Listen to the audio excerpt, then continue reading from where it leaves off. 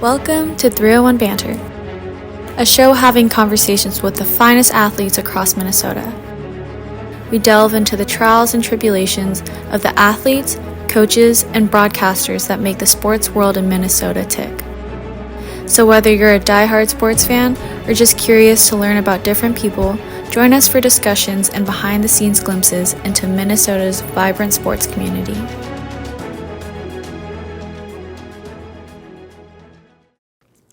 Welcome to 301 Banter, the podcast where we sit down with Minnesota's top athletes and dive into their journeys on and off the ice, court, and field. Today we're joined by a guy who played the game with grit, heart, and hometown pride. Former NHL defenseman Nate Prosser.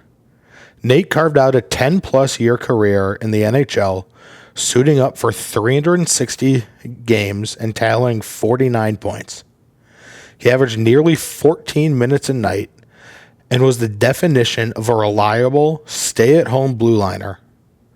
Before making it to the pros, Nate played 3 seasons of varsity hockey at Elk River, helping lead the Elks to the state tournament. He went on to skate for Sioux Falls in the USHL before anchoring the blue line at Colorado College for 4 years. From there, he began his pro journey with the Houston Aeros before earning his NHL shot with the Minnesota Wild. From small-town Minnesota to the biggest stage in hockey, Nate's story is one of perseverance, work ethic, and always staying true to his roots. We're excited to talk about his time with the Wild, his path through college and the minors, and what life's been like after hockey. Nate Prosser joins 301 Banter right now. So, yeah, Nate Prosser, welcome to the show. Glad to have you. Yeah, thanks for having me. Let's start at the beginning, I guess. You grew up in Elk River, able to make your first appearance at the XL Energy Center before you put on a Wild jersey in the state tournament. What was that experience like for you? Yeah, it was. Every kid kind of, if you grow up in Minnesota, it truly is a state of hockey. My Elk River was a hockey hotbed. There was a lot of good teams that I was able to grow up watching. I mean, Paul Martin was kind of my idol growing up, and he was, when I was a squirt, he was probably a Bantam. So when I was a peewee, he was in high school, and I was able to kind of just watch him for 4 years there's so many good state tournament teams that there's so much pride in trying to put on that Elk River sweater that's kind of was all my dream when I was like a mite and squirt and peewees. Like, I just want to make varsity hockey someday and try to play in the state tournament, and just kind of had a good group of guys that I grew up with. I grew up in a neighborhood that was just full of a bunch of hockey kids that we'd make, tinfoil Stanley Cups, and everyone played hockey. We were just a bunch of rink rats, just lived at the outdoor rinks in the winter, and then did a lot of street hockey in the summer. And I got the opportunity to play in the state tournament my sophomore year.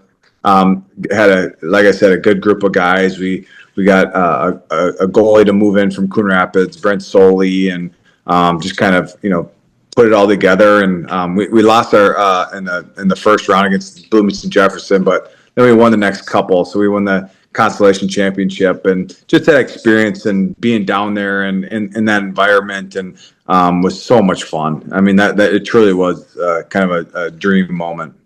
Yeah. Sounds like the kind of the same story as a lot of kids that grow up in the state of Minnesota on the backyard rinks and like you said, playing varsity was the dream growing up. At what point, though, did you realize that playing post high school was even just a possibility? Like I said, I was able to make the varsity team my sophomore year. I finally hit my growth spurt when I was 16, 17 age. I was a little runt, and then I grew a foot in 1 year. So I finally got my growth spurt, and kind of able to kind of grow into my body and gain some strength and get a little harder shot, and build some speed up, and just kind of my game just from like 17 to 24, my game just kind of took off. So I would say I got invited to a few USHL camps when I was in high school.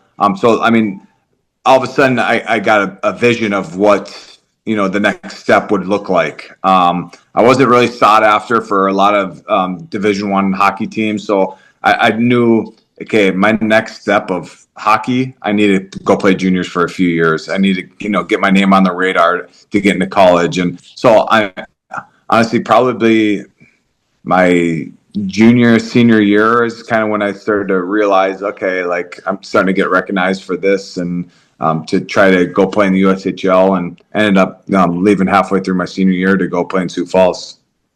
Yeah, yeah. And speaking of Sioux Falls, you ended up going to play after Sioux Falls at Colorado College.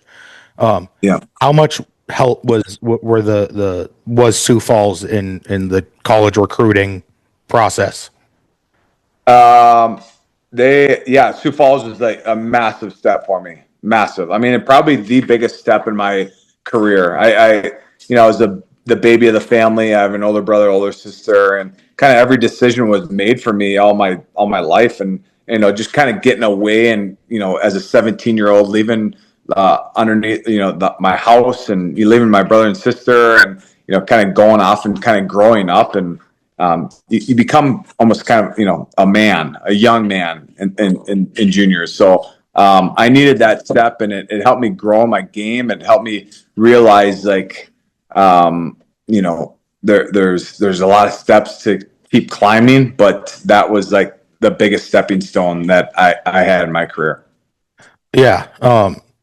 Do you have any advice for the current players that might be in that recruiting process? And I mean, it's like that decision between like staying in high school or going playing juniors. That's kind of been the ongoing debate forever. I mean, that's tale as old as time. And I think it's such like a kid to kid decision. I think if you're ready to get away from underneath your parents' roof, like, and you're ready to grow up and, get on your own a little bit, and, do your own laundry and make your own decisions, and, make your schedule and make your own food, and making sure you're getting your homework done on time. And, if you're ready to kind of grow up, I think that step is you can go do that. But I think if you're not ready for that, and you're, still kind of wanting to,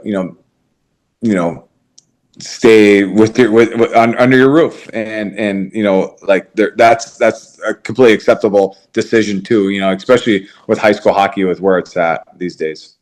yeah, especially in the state of Minnesota too. There's so many guys that stay, 4 years too, that can, just depends on the player. For sure.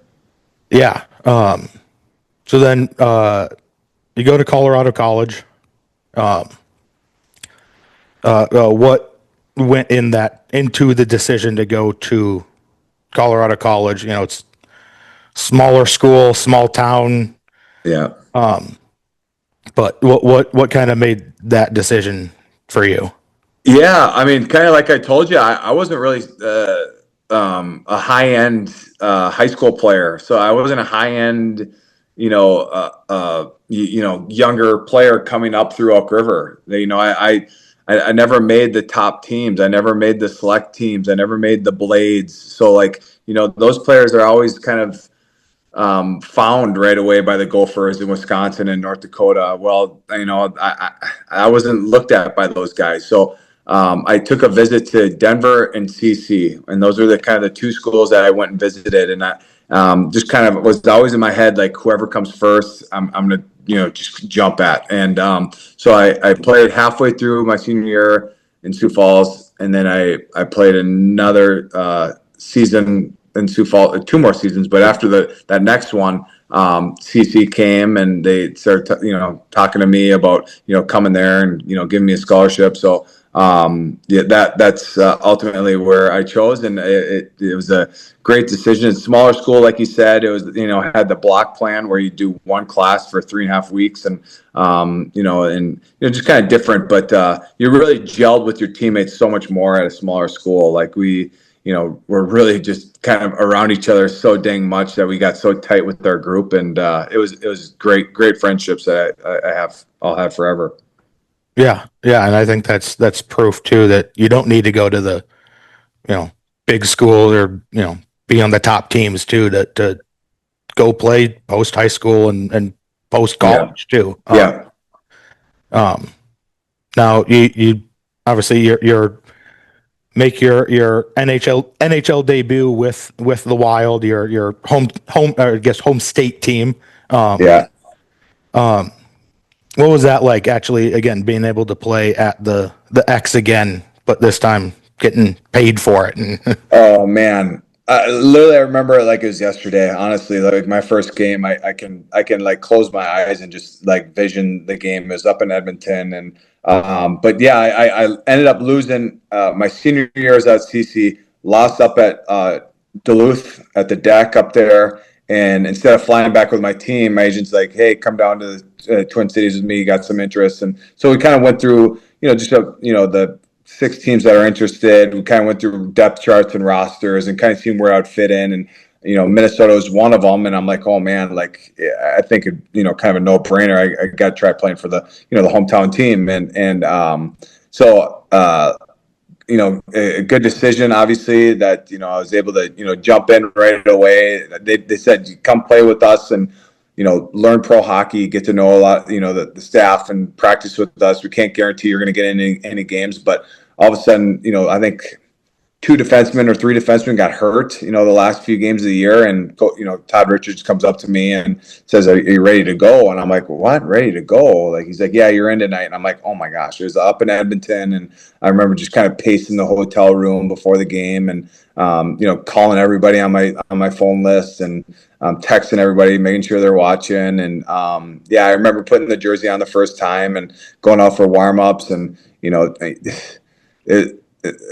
be a memory that I'll definitely have seared in my head forever. It was a special moment because I was undrafted. Just kind of a late bloomer that no one, even my biggest fans, said there's I wasn't gonna get there and get to the NHL, and just God had other plans, and it's amazing to look back now and on the career and how long it lasted, and just it was truly blessed. yeah, yeah. Speaking of Edmonton, they got now they've got a pretty good forward in Connor McDavid. Were there any Yeah. forwards like that where your D partner might have pinched a little bit too much, and you were just like, I really don't want to take this one-on-one on the way back right now? Were there any guys like that across the NHL that you played against? Yeah, I mean, honestly, like every team has a couple of those guys. Like, we do a scouting report before every game, and every team has a few guys that like you just have to be aware when they're on the ice. There's the meatheads. You have to be aware when they're on the ice because they want to come take your head off, and then you have to realize when Jonathan Taves and Patrick Kane are on the ice because they want to dangle you and set up a nice backdoor play and have a good one-time opportunity against you. So. I played against McDavid. His speed is like nothing that I don't know if we'll ever, we've never seen that. And we may never see it again. I mean, he's at a whole nother level with his speed and skill. And, but I played against, Ovechkin and Sidney Crosby and those guys are a whole nother level as well. And I think like, there was one time when we were out in Pittsburgh, and I just remember when like Crosby was kind of almost like circling the zone, like a shark circling its prey. It's just like this guy, like we couldn't get the puck from him, and just just super solid base, and has eyes in the back of his head. Just kind of had all the traits that just are hard to play against. Yeah, yeah, yeah. A lot of guys in the NHL and a lot of other pro sports leagues have the welcome to the league moment. What was your welcome to the NHL moment? Man, I remember lining up against my second game. I lined up against Jerome McGinley, and I kind of lined up, and he's kind of always been a guy I've always watched and loved his game. He was a hard nosed player that buries a lot of goals. Not that I was like him, but just I liked his game. So I lined up and said, "What's up, Jerome?" And obviously he's like, who the heck is this kid? He like looked over my back and checked out my last name because he had no idea who I was. So just kind of he wanted to embarrass me a little bit, but that was kind of that moment where I'm like, oh my gosh, like I can't believe I'm lined up against this guy. Yeah, yeah. And the Wild have been great proponents in starting and continuing the Hockey Day Minnesota. Yeah. And it seemed like you always seem to find another gear playing Yeah. for the Wild on Hockey Day. The one of the games I was actually at in attendance was the one you guys had in 2018 against the Lightning, and you had Yeah. got into a scrap in the beginning in the first period, scored a goal too, and The game winner. the game Yeah. winner. Yep. Yeah. What made it special playing on days like that, even in the NHL? Yeah, I love that day. It was kind of funny. Like all my teammates are like, "Why don't you treat every day like that? You'd be making like so many more millions of dollars because like those hockey days. Like I think I had 2 goals and an assist. So like I had 3 points out of my and I didn't have very many. Like I had 2 goals and an assist. So like they're like, man, you like why don't you treat every day like that? And I don't know. I just love the day where you wake up and hockey's like already on TV. Like they have the high school games go on. The college game before ours. So we have it on in the locker room and the players lounge, and it's just kind of like a full day to celebrate our sport in the state, and the state just kind of rallies around that day, and it's so cool to see where the venue is, where it's outdoors somewhere, and when it was in Elk River, it was an awesome spot, the Hanky Pit, and seeing little fire pits around it, and people huddled up, and having hot chocolate, and it just kind of brings back the nostalgia of hockey, and kind of where it all starts for everybody is on the outdoor rinks, and so it's just kind of a build up excitement, and then it finally gets to the Wild game, and you get out there for warm ups, and the place is already buzzing, and people are already excited for the Wild game at night, and so I don't know. Maybe there was an extra Red Bull in my system. I don't know, but I always just love those days. Would you guys ever be like, we want to play on the shores of Duluth, or this past year at the Valley Fair, they had the setup there. Do you guys ever talk about wanting to play outside instead of at the X? I mean, I don't know. That probably would never happen, but I mean, that would be kind of cool. I think we do we've done those outdoor games at the TCF, and those are so much excitement as well. But to do it on a hockey day like that would be cool. But I don't know. I guess just would be interesting. Probably some logistical issues. Yeah. They can't get too many fans, and Right. owners probably wouldn't like that. Right. So outside of the Xcel Energy Center, what was your favorite rink to play at? I was able to play in Vegas. They opened, and I got to play twice there, I think, and that venue's awesome. I always tell everyone, if whoever your favorite team is, you find out when they're there on Friday or Saturday, fly out there and watch your favorite team play in Vegas, and there's so much activity, and hotels and restaurants obviously right there. It's on the Strip, the arena, so that Vegas just kind of did it right, and I think that one's great. And then I always love playing in Dallas. Like the winters got so long, and like so when we were able to go like down to Dallas and then over to Arizona, then over to the West Coast swing. Like I just enjoyed playing in the warm weather. Yeah, and that's probably where playing in the for the Houston Aeros too was Yeah. probably pretty nice. probably my favorite year of hockey. You know, we were in shorts and flip flops, and January. You know, we were sitting on patios all year long, and we're all like kind of at the same apartment complex, and there's a pool right in the middle of it with grills all around it. So like when practice was over, we were up by the pool and picking up steaks and burgers and stuff to grill, and it almost kind of felt like a fraternity. And we just really enjoyed almost like shutting your brain off and going out and relaxing in the sun, and maybe going to play golf, or golf courses were open year round. It was awesome. Yeah, yeah.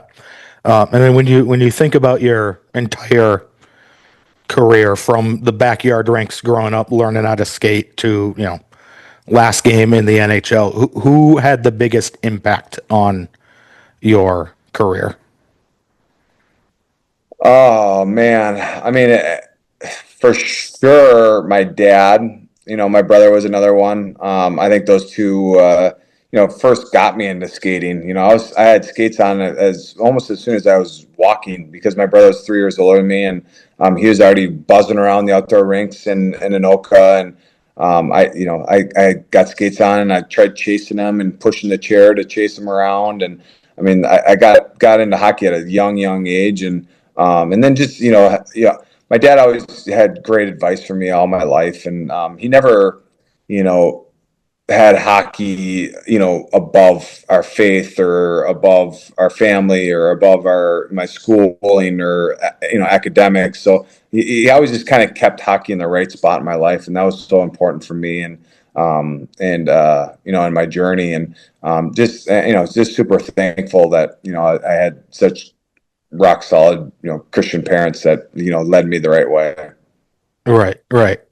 We got last question here. So you retired a few years ago. What's the transition been like to just kind of post playing, quote unquote, like normal life after the NHL?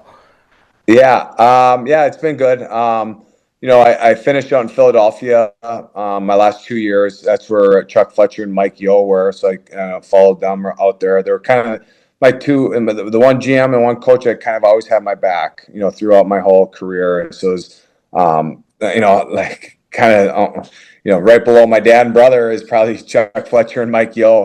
Like those guys are, great for me, and they knew what I brought on and off the ice. But oh, sorry, what was the question? Just post. Yeah.